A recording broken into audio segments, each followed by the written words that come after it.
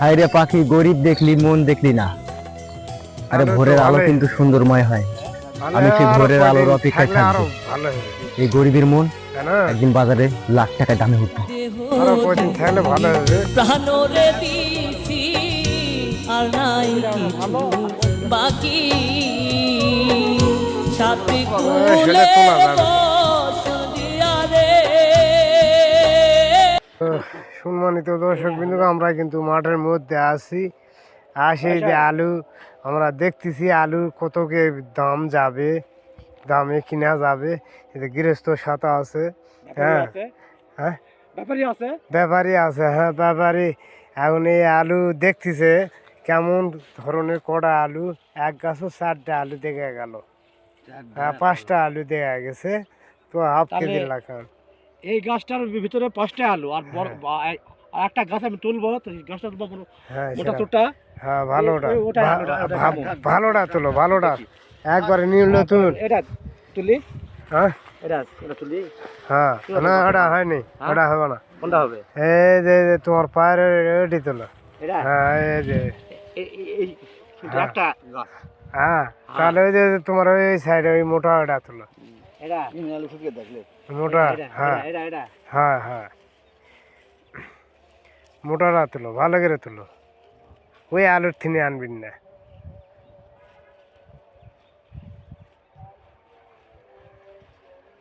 যাই হোক, বড় বড় 4টা আলু পাওয়া গেছে। এই যে বড় বড় 4টা আলু পাওয়া গেছে। এটা ভালো গাছ, মানে শক্তিমান গাছ। শক্তিমান আর গাছ।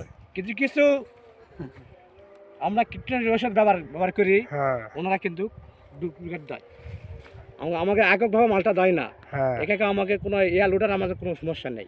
এই আলু ভালোই তো, আমরা যে কোনো বড় বড় জায়গায়- আলু। দর্শক বিন্দু, আসলে আলু বিয়েতে আসছিলাম এই যে এই গৃহস্থ মমতাজুর রহমান, মমতাজ। ব্যাপারী হলো ইনি হলো, আলু বিক্রি করে এই বছরে আলু বিক্রি করে আচ্ছা কিচ্ছু হবে না, কিচ্ছু হবে না। গৃহস্থ মরে।